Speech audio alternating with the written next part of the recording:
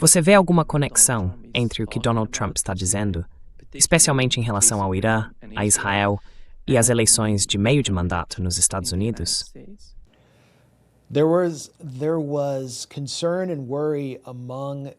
Havia preocupação e apreensão entre os aliados de Netanyahu dentro dos Estados Unidos, tanto no lobby pró-Israel quanto no círculo pessoal de Netanyahu, sobre a confiabilidade de Donald Trump após sua reunião com Mohammed bin Salman, o príncipe herdeiro da Arábia Saudita. Ele fez uma série de compromissos ali, incluindo a entrega de caças F-35 à Arábia Saudita, e houve também o suborno direto de Donald Trump pelos membros da realeza saudita, por meio de seu fundo soberano, e dessa corretora de criptomoedas criada pelos filhos de Trump, chamada World Liberty Financial, que basicamente funciona como um fórum de suborno legalizado. Também havia preocupação de que Donald Trump pudesse estar se aproximando demais do Qatar, que abriga a liderança política do Hamas.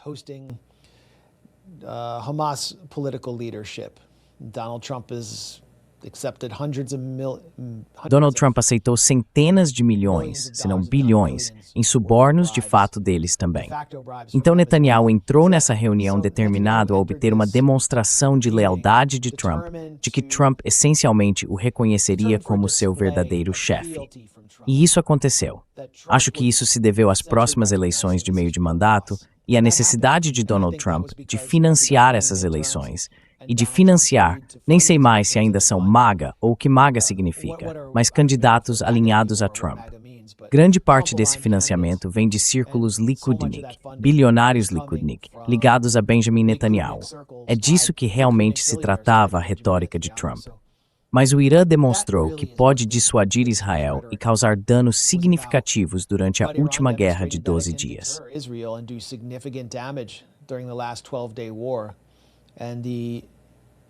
Os Estados Unidos não apenas sofreram por causa da quantidade de armamentos e recursos militares que precisaram ser mobilizados em defesa de Israel, mas Trump também enfrentou dificuldades dentro de sua própria base e até entre alguns de seus aliados mais próximos, incluindo o falecido Charlie Kirk, que estava dentro da Casa Branca, basicamente implorando para que Trump não se envolvesse.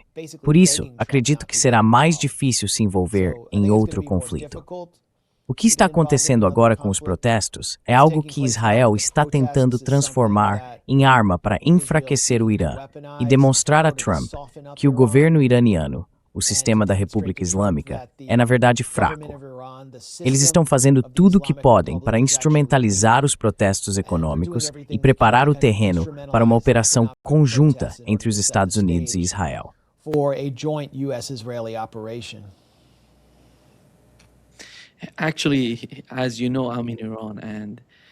Na verdade, como você sabe, eu estou no Irã.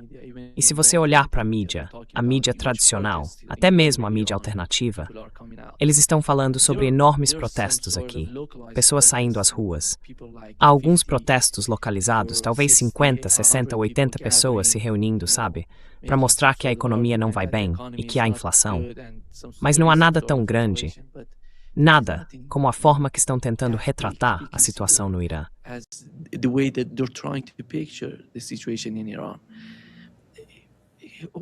Qual é a sua opinião sobre isso? Você viu algum dos protestos? Não na Hassan Pleitsmo. Você acha que os apoiadores da República Islâmica estão nervosos com os protestos? Eles são puramente de natureza econômica ou também têm um lado ideológico? Eles são totalmente livres. Eles nem tentando impedi-los de protestar. Você fazer o que quiser, perguntar o que quiser.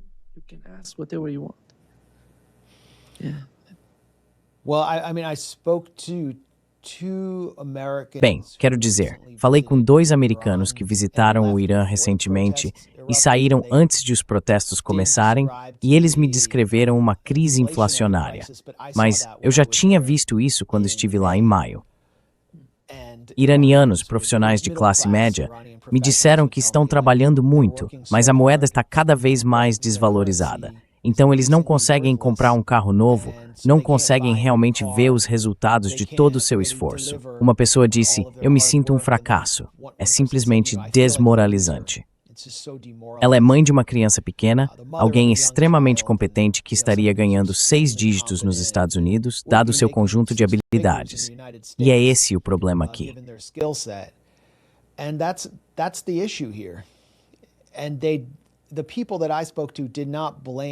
As pessoas com quem conversei não culpavam o sistema da República Islâmica, mas isso acontecia porque elas apoiavam a postura contra-hegemônica da República no cenário mundial. Elas se orgulhavam disso e apoiavam a Palestina. Há também outros, mesmo no campo reformista, que questionam por que o Irã apoia a Palestina, considerando a pressão econômica, as sanções e o perigo que enfrenta por causa de sua proximidade com Israel.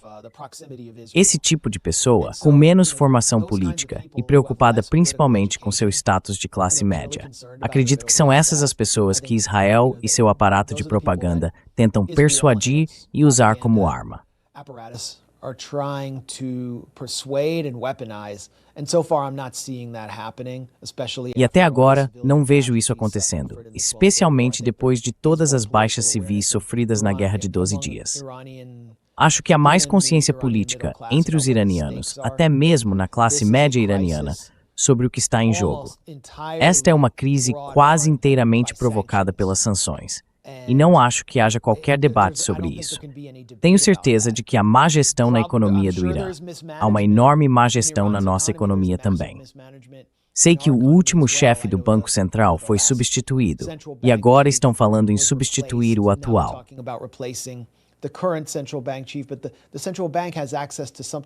Mas o Banco Central tem algo em torno de 250 bilhões de dólares em reservas. Bem, na verdade ele não tem acesso a esse dinheiro.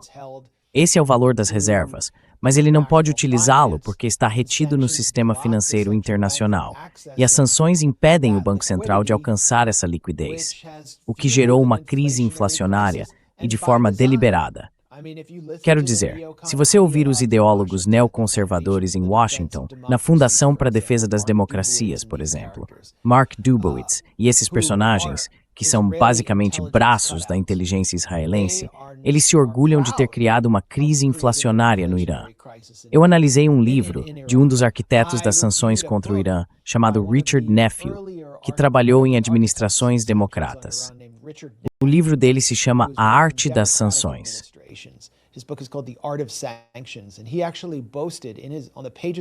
E ele realmente se gabou em seu livro de ter limitado a quantidade de frango disponível para os iranianos durante o Nowruz. Então eles são muito abertos sobre isso. Rudy Giuliani, um aliado próximo de Trump, fez um discurso diante do MEC, o culto de mudança de regime de Maryam Rajavi. Acho que ele estava em Paris e disse: os iranianos estão vendendo seus órgãos nas ruas. Isso é ótimo. As sanções estão funcionando. Então acredito que, na medida em que isso é causado pelas sanções, e os iranianos têm consciência disso, os protestos serão localizados, domésticos e focados principalmente em questões econômicas.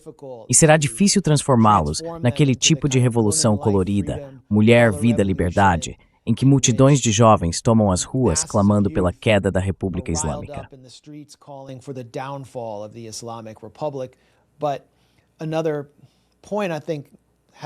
Mas outro ponto que acho que não foi enfatizado o suficiente é que, quando a Guerra de 12 Dias contra o Irã foi inicialmente imposta por Israel, a arma mais perigosa no arsenal israelense eram as células do Mossad, que haviam sido recrutadas dentro da própria população iraniana. Eu sei que muitos desses agentes do Mossad eram migrantes, mas isso realmente levantou questões sobre a violência durante os protestos Mulher, Vida, Liberdade, e sobre a capacidade de Israel de usar até mesmo protestos de base econômica como um meio de fomentar sabotagem e violência por meio da infiltração do Mossad. Algo que notei no Irã quando estive lá foi que o país não parecia um estado policial.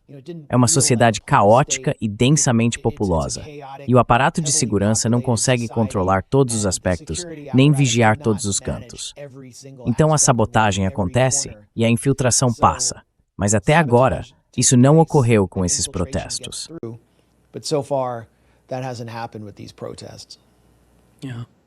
I think your assessment is correct, Sim, acho que sua avaliação está correta. Max, você mencionou o caso de Charlie Kirk. E com o mais recente encontro da TPUSA, dá para ver duas forças se confrontando. De um lado estão Tucker Carlson, até junto com Steve Bannon, e do outro, Ben Shapiro e seu grupo. No meio disso, está Megyn Kelly tentando ficar dos dois lados, o que não foi possível depois que Ben Shapiro disse: "Você não pode fazer isso, ou está conosco ou contra nós." Mas, quando você observa a Tepuza e as perguntas que esses jovens estão fazendo, para o Dr. Carlson, até para o Ben Shapiro, você acha que o tipo de movimento, o tipo de sentimento que surgiu na Tepuza está de alguma forma se enfraquecendo? Ou você vê que mesmo depois da tentativa de assassinato de Charlie Kirk, ainda há jovens perguntando: qual é o benefício de os Estados Unidos apoiarem Israel? Qual é o benefício dessas guerras sem fim?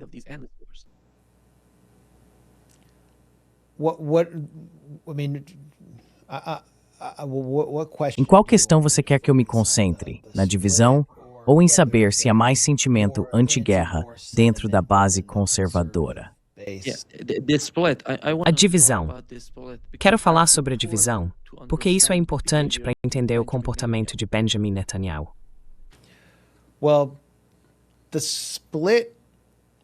Bem, a divisão não é apenas sobre Israel. Israel é uma das principais questões que dividem os conservadores, e trata-se de uma divisão geracional. Veja Nikki Haley, ex-embaixadora de Trump na ONU, ex-governadora da Carolina do Sul, uma neoconvencional completa que quis ser presidente e foi rejeitada pela base republicana. A mensagem dela para Israel durante o genocídio em Gaza foi basicamente: acabem com eles. E ela chegou a assinar obuseiros israelenses que seriam disparados contra bairros civis em Gaza. Enquanto isso, o filho dela é mais voltado para o movimento Groyper, America First. Se opõe à relação especial dos Estados Harco e quer ser uma voz para sua geração.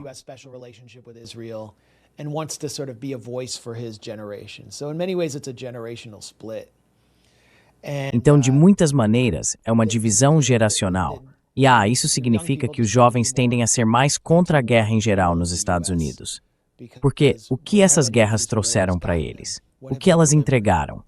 O status deles está em declínio, o padrão de vida nos Estados Unidos está caindo, e mesmo assim, o orçamento militar americano continua aumentando.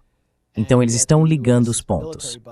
Na Tepuza, quando Ben Shapiro fez seu discurso de 20 minutos, que foi principalmente um ataque a Tucker Carlson e Candace Owens, ele estava falando em nome de Donald Trump e J.D. Vance, em certa medida. Quero dizer, também foi um ataque a Nick Fuentes. It was also an attack on Nick Fuentes.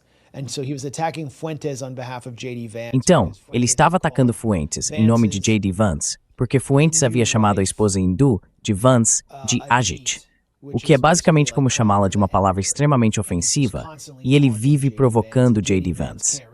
E J.D. Vance não consegue realmente responder de forma convincente. Assim, Ben Shapiro está se posicionando como uma espécie de voz do establishment MAGA. Ele também é a voz da classe de doadores que influencia o comportamento de Trump quando este se reúne com Benjamin Netanyahu e promete tudo a ele, basicamente prometendo atacar o Irã. Então, seja Ben Shapiro popular ou não, e ele perdeu muita popularidade, basta olhar os números do podcast dele, que estão em declínio.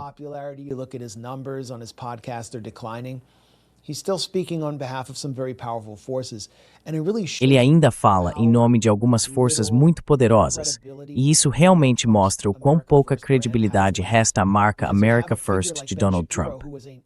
Há uma figura como Ben Shapiro, que foi um Never Trumper no início do primeiro mandato de Trump, e deixou o Breitbart porque eles eram pró-Trump. Agora ele é o porta-estandarte do establishment trumpista. Depois, há figuras como Tucker Carlson, um dos primeiros avatares da marca America First, que discursou na convenção republicana em 2024, sempre foi muito próximo de Trump e é amigo íntimo de J.D. Vance. E embora ele tenha falado no AmFest da Tepuza, já não é mais realmente bem-vindo na Casa Branca. He's not really welcome in the White House anymore, and in many ways he's kind of seen as an enemy. E de muitas maneiras, ele é visto como um inimigo porque criticou Trump, sobre Israel, sobre a guerra com o Irã, sobre tantas questões nas quais a base se sente traída. E então, a Candace Owens, que acho eu, está profundamente envolvida nas várias teorias em torno da morte de Charlie Kirk. Elas estão sendo usadas na medida em que ela não consegue apresentar provas para desacreditá-la por figuras como Ben Shapiro. E então, Nick Fuentes está meio que por conta própria atacando todo mundo. Ele teve esse tipo de chamada fase geracional, que parecia muito coordenada e organizada por todos os principais podcasts de direita. Ele conversou com Tucker, conversou com Candace, conversou com Dave Smith.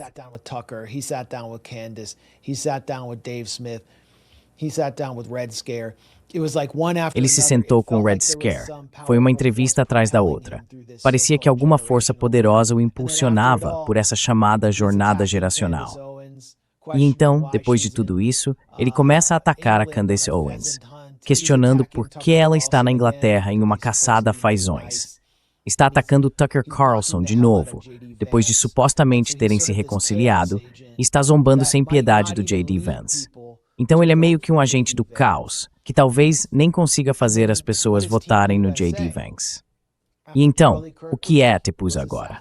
Depois que Charlie Kirk foi assassinado, ela se tornou basicamente um grande esquema de exploração para os principais remanescentes, seus tenentes, que continuam em grande parte desconhecidos do público americano, não têm o mesmo carisma e carecem da sua habilidade política.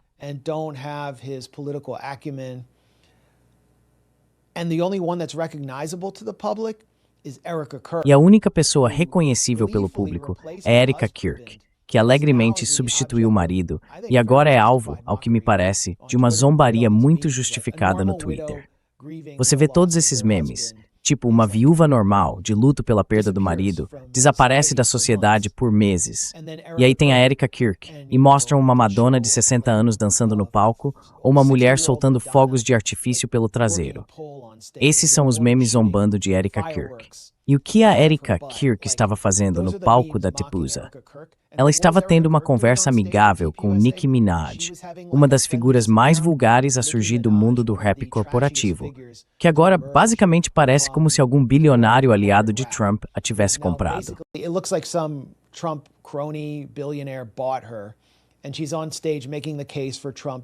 E ela está no palco defendendo o ataque militar de Trump à Nigéria, que é obviamente uma jogada para saquear o petróleo e as riquezas minerais do país. E a Erika Kirk está bem ali. Sabe, eu disse isso na nossa transmissão ao vivo na semana passada, no The Grey Zone, que se alguém estourasse a minha cabeça, tipo um nazista ucraniano ou algum maníaco sionista me atirasse durante um evento público, minha esposa, Anya, não estaria participando de um evento com um rapper vulgar apenas alguns meses depois, com exibições pirotécnicas. Tenho certeza disso. Ela nem faria um evento com um rapper ruim do SoundCloud. Isso simplesmente não aconteceria. Então, essa não é uma pessoa normal.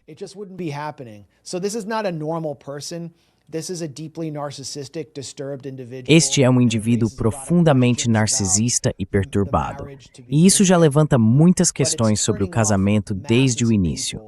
Mas isso está afastando um grande número de pessoas, e o Tepuza deveria ser a base da operação de mobilização de eleitores para alguém como J.D. Vance, que supostamente seria o favorito para a indicação. No entanto, J.D. Vance não é um favorito garantido porque é considerado próximo demais de Tucker Carlson. E a ala supremacista judaica do movimento de Trump, na verdade, não gosta de J.D. Vance. Ele não se submete o suficiente a eles. Então acho que eles prepararam o terreno para sua própria ruína eleitoral, começando pelas eleições de meio de mandato. E que quem quer que tenha assassinado Charlie Kirk, vamos supor que tenha sido Tyler Robinson.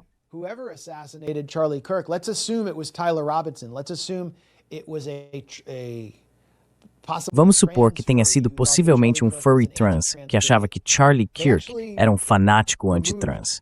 Eles acabaram removendo uma das figuras mais eficazes da direita, e agora a direita está em total desordem. É quase como o assassinato de Yitzhak Rabin, que destruiu completamente o campo da paz em Israel. Um assassinato, aliás, que a viúva de Rabin acusou Netanyahu de ter incentivado.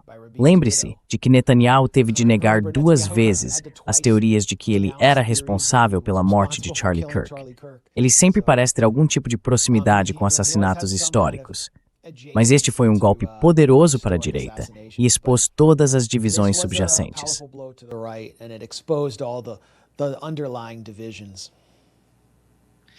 Max, Netanyahu is trying to get closer Max, o Netanyahu está tentando se aproximar do sul de Chipre e também da Grécia. Greece as well. Você acha que isso é algum tipo de movimento da parte dele para contrabalançar a Turquia? Porque a parte norte de Chipre está sob controle da Turquia, a parte sul está sob controle da Grécia, e o que mais ele pode fazer? Eu não vejo tanta importância nesse tipo de movimento que ele está fazendo. Mas qual é o objetivo final em Chipre e na Grécia? É isso. Israel está... That's just it. Israel's placed numerous listening stations used by its unit. Eles instalaram inúmeras estações de escuta usadas pela Unidade 8200, a versão israelense da NSA, dentro e ao redor do território grego. As vendas de armas para a Grécia estão avançando em ritmo recorde. Eles estão realizando sobrevoos no espaço aéreo grego. Quero dizer, o governo grego, que é um governo fortemente pró-OTAN, está praticamente se alinhando abertamente a Israel em seu conflito com a Turquia. Então a Chipre, que está sendo colonizado por israelenses, em sua maioria israelenses ricos. Essa colonização se torna um meio de infiltração da inteligência israelense. Eles estão comprando grandes quantidades de terras em Chipre. Israel está criando centros comunitários e faz isso enfrentando oposição local, mas sem oposição do governo. Mais uma vez, isso vai se tornar uma base para enfrentar a Turquia no Mediterrâneo. For countering Turkey in the Mediterranean, and then you have Syria, where Israel is. E então, há a Síria, onde Israel está determinado a impedir que a Turquia ganhe espaço. Por isso, ataca constantemente o governo sírio, algo que na verdade o coloca em desacordo com Trump. Trump parece ter feito algum tipo de acordo com o MBS durante a reunião deles, em troca de todo esse dinheiro de suborno para defender o governo de Ahmed al-Shara na Síria. O que a Arábia Saudita quer é uma presença forte ali. Investimentos em infraestrutura de petróleo. E Trump está seguindo a música deles, enquanto Israel reage. Assim, Israel tenta estabelecer um pequeno império que se estende do Mediterrâneo até Bab al-Mandeb e o Mar Vermelho, onde reconheceu a Somalilândia, e, ao que parece, tornou-se o primeiro país a fazê-lo formalmente, enquanto mais de 30 países reconheceram o Estado palestino. Whereas over 30 countries have recognized a Palestinian state. So they're seeking. Então, eles estão buscando acesso a países que se estendem por toda a região e vão usar esse acesso para bases militares, centros de escuta, sobrevoos e para se tornarem uma potência regional, o que poderia potencialmente reagir contra os Estados Unidos se os Estados Unidos tentarem colocar seu cão de ataque de volta na coleira. Netanyahu anunciou um plano de $100 bilhões para um programa doméstico de produção militar, destinado a fabricar plataformas. No PAIN, os Estados Unidos proibiram Israel de produzir seu próprio jato de ataque nacional porque queriam lucrar com a venda dos F-15, F-18 e agora do F-35. Of F-15s and F-18s and the F-35 now. You know, that's money that goes back into the executives of Lockheed Esse é o dinheiro que volta para os executivos da Lockheed Martin e de outros produtores dessas plataformas de alta tecnologia. Mas agora, Netanyahu está basicamente desafiando os Estados Unidos e dizendo: vocês vão continuar nos dando ajuda e nós vamos desenvolver nosso programa doméstico. Os Emirados Árabes Unidos e a Arábia Saudita têm trilhões de dólares para gastar, mas os Estados Unidos nunca permitiriam que fizessem isso enquanto protegem simultaneamente seus poços de petróleo. Então, Israel está por conta própria. Está muito claro que Israel não está agindo em nome dos Estados Unidos e está disposto a contrariar os interesses americanos em sua tentativa de se estabelecer como um hegemon regional. Alguns poderiam até argumentar que como um hegemon global.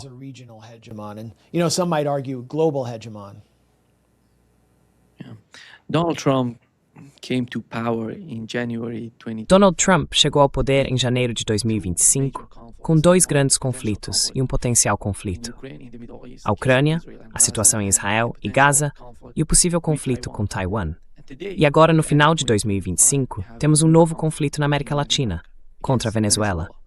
Ele está analisando os números, não está reduzindo os conflitos, está aumentando-os. Então, quão importante é a Venezuela hoje para Donald Trump? Important is Venezuela today for Donald Trump? Sim, ele está aumentando o número de conflitos e o ritmo dos ataques dos Estados Unidos contra países que estavam sob ataque dos Estados Unidos. A Somália, por exemplo.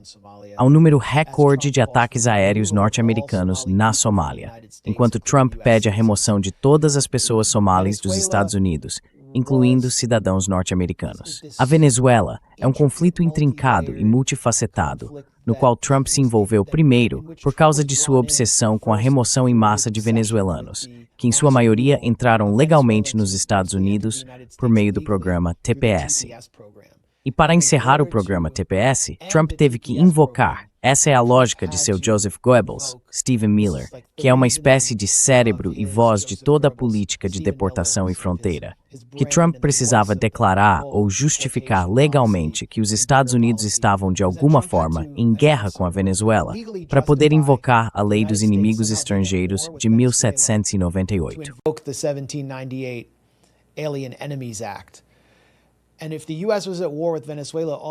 E se os Estados Unidos estivessem em guerra com a Venezuela, todos aqueles migrantes venezuelanos seriam considerados inimigos que precisariam ser removidos. Assim, ele poderia encerrar o programa de TPS e deportá-los legalmente. Foi isso que os Estados Unidos fizeram com cidadãos britânicos dentro de suas fronteiras em 1798. Então Stephen Miller foi até Trump e disse: "Vamos simplesmente entrar em guerra com a Venezuela, e assim poderemos fazer isso." E Trump respondeu: "Ótimo." Marco Rubio, secretário de Estado e diretor do Conselho de Segurança Nacional de Trump, quer atacar a Venezuela por razões ideológicas. Isso destruiria o motor econômico da esquerda latino-americana e privaria Cuba de energia.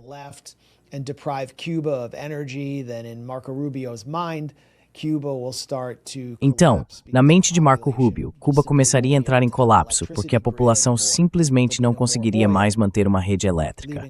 Não haveria mais petróleo, ignorando o fato de que o México está exportando muito petróleo para Cuba. Esse é o raciocínio. E toda essa operação, da qual Pete Hegseth ficou ansioso para participar após o fiasco do Signalgate, a fim de demonstrar sucesso e lealdade à missão, foi chamada de Operação Lança do Sul. Ela começou com essas falsas operações antidrogas, nas quais pequenos barcos de pesca eram atacados por equipes dos Navy SEALs e drones, matando todos os homens a bordo, inclusive em ataques duplos. Era obviamente uma farsa. Não havia nenhum valor real de combate ao tráfico de drogas nesses ataques.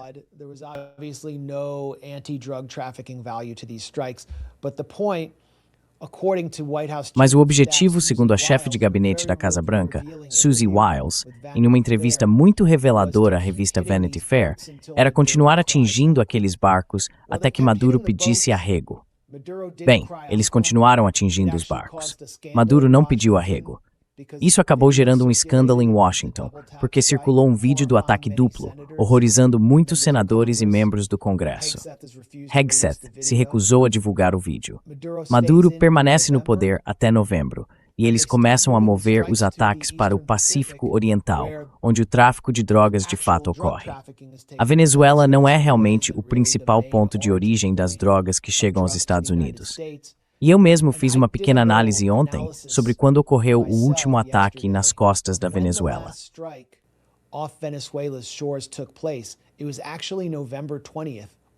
Na verdade, foi em 20 de novembro, há mais de um mês, o que significa que a primeira fase da Operação Lança do Sul já se completou totalmente, e eles desistiram de toda justificativa antidrogas para pressionar a Venezuela.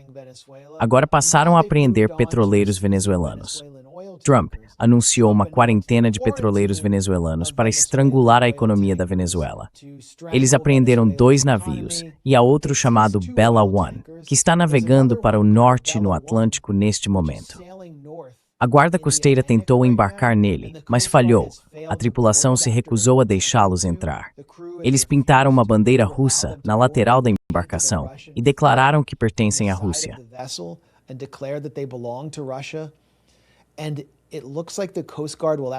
E parece que a guarda costeira vai realmente fracassar em abordar o Bella One, o que é um episódio impressionante de erro e fracasso militar. A PDVSA, principal empresa de petróleo da Venezuela, não está alterando nenhum de seus cronogramas de exportação ou descarregamento de petróleo. Os petroleiros continuam saindo da Venezuela, como a Reuters informou ontem. Enquanto isso, cerca de 10% da Marinha dos Estados Unidos está posicionada na costa venezuelana, com mais forças especiais chegando à linha de frente. O que eles estão fazendo lá? Por quanto tempo isso pode continuar? Qual é o objetivo? Para onde isso está indo? Ninguém sabe. O público americano é firmemente contra isso.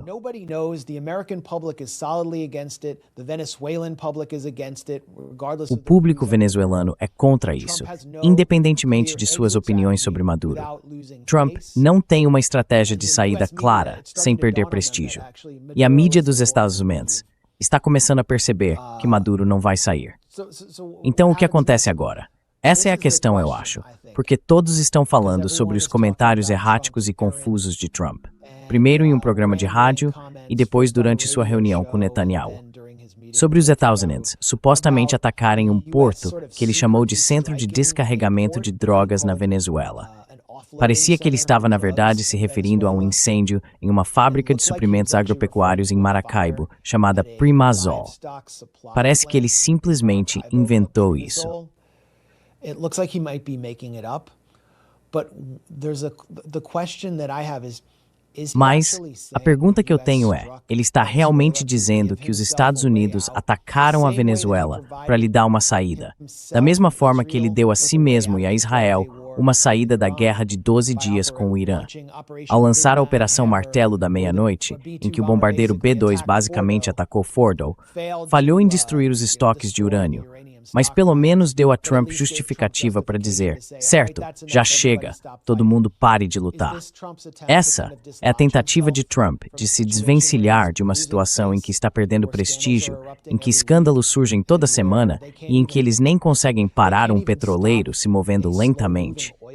Acho que saberemos a resposta para isso no início do novo ano.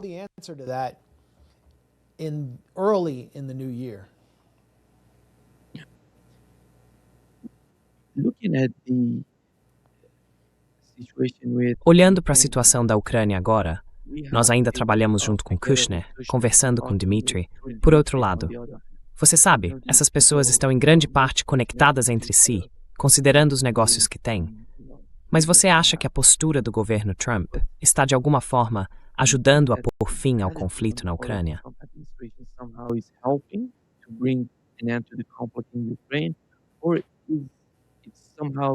Ou isso está, de alguma forma, complicando a situação? Porque Lavrov não participa ativamente das negociações. As conversas estão acontecendo entre um grupo de pessoas que estão principalmente interessadas em negócios. Então, quão importante é a Ucrânia para Donald Trump em termos de encerrar o conflito? Isso é algo que realmente importa para ele.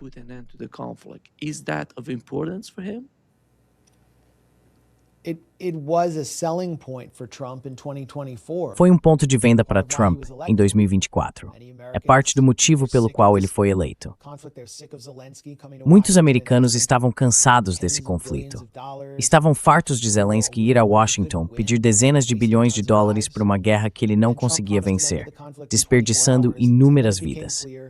Trump prometeu encerrar o conflito em 24 horas, mas então ficou claro que, mais uma vez, ele havia se cercado de figuras parecidas com neoconservadores. Que Keith Kellogg era um guerreiro por procuração que não deixaria a guerra terminar, e que Donald Trump havia perdido o controle da agenda.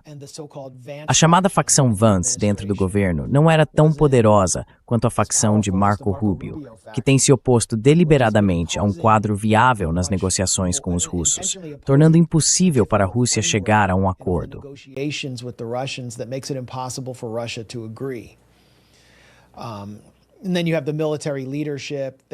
E então você tem a liderança militar. Todos eles vão passar pela porta giratória e trabalhar para empresas de armamentos, fabricantes de armas que lucraram enormemente com a guerra por procuração na Ucrânia.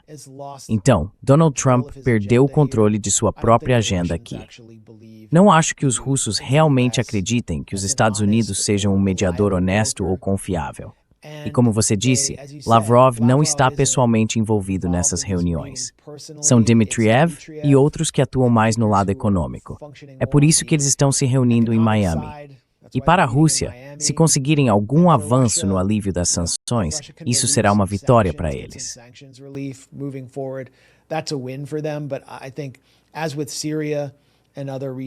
Mas eu acho que, assim como na Síria e em outros conflitos recentes, a guerra por procuração na Ucrânia será decidida no campo de batalha. E será a pura força militar que determinará como e quando ela terminará.